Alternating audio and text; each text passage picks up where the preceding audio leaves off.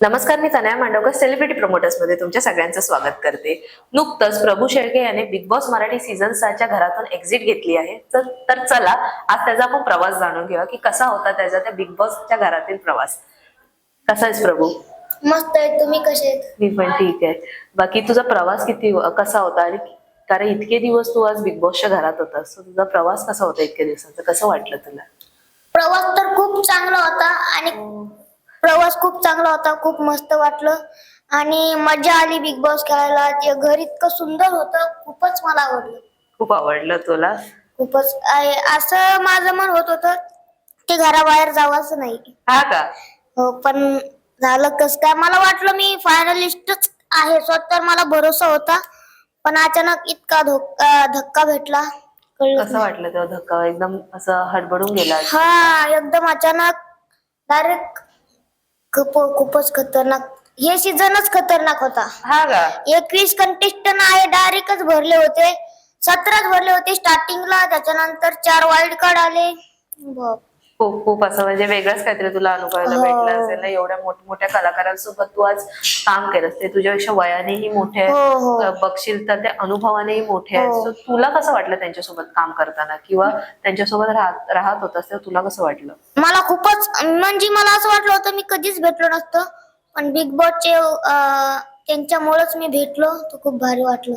बरं प्रभू, तू प्रत्येक टास्क मध्ये आहे ना, तू एक बोलतो ना, असं एकदम हिमतीने खेळत होतास, प्रत्येक गोष्ट जशी टास्क मध्ये सांगितलं तसं करत होतास, पण प्रत्येक टास्क मध्ये तुला आहे ना असं पिन पॉईंट केलं जायचं, म्हणजे तुझ्यावरती बघ असं टार्गेट केलं जायचं, तर त्याबद्दल तू काय सांगशील? तुला असा वेगळा असा काही गेम प्लॅन होता का असं काही? नाही, आता माझ्या पद्धतीनं तर मी खेळायचो, मला जसं जमल। मी स्वतःची पण काळजी स्वतःला, आता का तिथं घरचे आपले नाहीत की सांगतील शिकवतील, बरोबर. तर मग ते टास्क खेळताना पण स्वतःची काळजी स्वतःच घेत होतो मी। ते पण मला भीती होती की आपलं हातपाय आपले कमजोर आहेत, जर टास्क मध्ये कोणी आपल्या अंगावर पडलं, इतके मोठे मोठे माणसं पडलं कोणी अंगावर, हात गीत मोडला, तर आपल्याला घराबाहेर फक्त यानेच जावं लागेल। त्यामुळे मी स्वतःला पहिलं सांभाळायचं आणि बिग बॉस पहिलं सांगायचे की स्वतःची काळजी घेऊन खेळा। बरं, सागर दादा आणि तुझं एक वेगळं नातं होतं, म्हणजे बघ वेळ आली तर सागर दादा तुला ओरडायचा सुद्धा, सागर दादाशी एक बोलतो ना तो तुला समजावायचा सुद्धा, आणि सागर दादाशी आधी तुझं एक खूप चांगलं बॉन्ड होतं, बरोबर? सो त्याच्याबद्दल तू काय सांगशील? तर ते मला कुठलं नातं कुठलं समजा, तेच फक्त ती एवढंच करत होता की महाराष्ट्रासमोर आपण प्रभूसाठी सॉफ्ट कॉर्नर आहे, हे त्यांना महाराष्ट्रापर्यंत पोहोचवायचं होतं।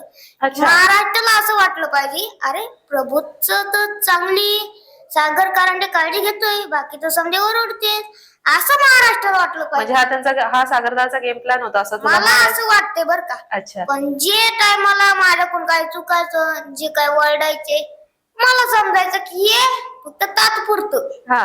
आणि ज्या टायमाला भाऊच्या धक्क्यावर पण जे पारड्यात वजन टाकायचं ते तास होता, भाऊनी गेम दिलता, बरोबर. त्या टायमाला पण ती तेवढंच सांगितलं होतं, तन्वी तुला तर माहित आहे प्रभूचं वजन जिथं कमी होईल तिथं मी उभा राहील, असं सागर दादा आणि बोलायचे? त्यांनीच माझी उमेदवारी काढून घेतली होती। अरे बापरे. मग हे फेक काहून, जे आहे तेच सांगावं ना रेल। बरोबर. आणि जसं तू बोललास की तन्वीचा आणि तुझं एक सुंदर आणि प्रेमळ बॉन्ड दाखवलं होतं, ती तुझी काळजी पण तेवढी घ्यायची। आता एका एपिसोड मध्ये आम्ही बघितलं की तिने तुझ्या आईला एक साडी सुद्धा गिफ्ट केली होती, सो त्या नात्याबद्दल काय सांगशील? एक प्रेमळ नातं होतं। हो, ते प्रेमळ नातं आहे, एकदम एकदम आमची मजा मस्ती, एकदम ती माझी पप्पी बिप्पी घ्यायची, एकदम छोट्या भावासारखं करायची। मला खूप आमचं नातं खूप आवडायचं समजायला, आणि तिथं समजे आमचं नातं बघून समजायला जळण व्हायची हा. की यांचं नातं कसं तोडावा, कसं काय करावं, लांब करावा, याच्यात याच्यात होते ते।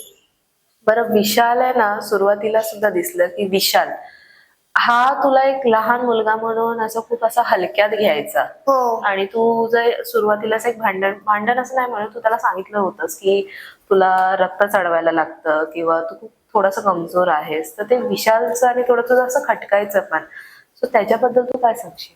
हा, ते खटकत होतं आमचं त्याचं, तो माझ्या शरीराहून जे मला उचलायचा त्याला जास्त, मला असं वाटायचं का बिग बॉसच्या घरात आलं तर ते टायमाला खूपच स्वतःवर घमंड होता हा.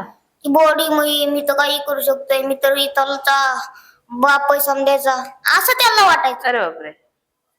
पण मी नव्हतो भेट त्याला. आणि इतकं काय केलं, मी टक्कर द्यायचो. इथं समजे भेट होते, विशाल स्ट्रॉंग आहे त्याला कशाला बोलायचं, पण माया पायी नव्हता तो, मला नव्हता वाटत. बरं, इतके दिवस तू आज घरात होता, सगळ्यात जास्त आवडतं आणि लाडकं कोण होतं तुझं? म्हणजे सगळ्यांशी सगळ्यात जास्त क्लोज असं बॉन्ड तुझं कोणाशी होतं? आता तिथं महाराष्ट्र तडवीच फक्त. हो. आणि कोणाशी म्हणजे असं तुझं नाही पटेल? तुला असं कोण वाटतं की बिग बॉस मराठी सीझन 6 हे कोण जिंकू नये?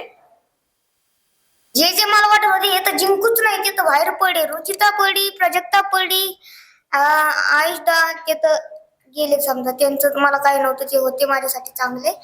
पण रोशन दादा पण चांगले होते, पण ते स्वतःचा गेम नाही खेळले. अच्छा. नुसतं एका जागी बसायचे, विशालच्या डोक्याप्रमाणे चालायचे. तर ते पण असते बरं का, माझ्यापर्यंत असते.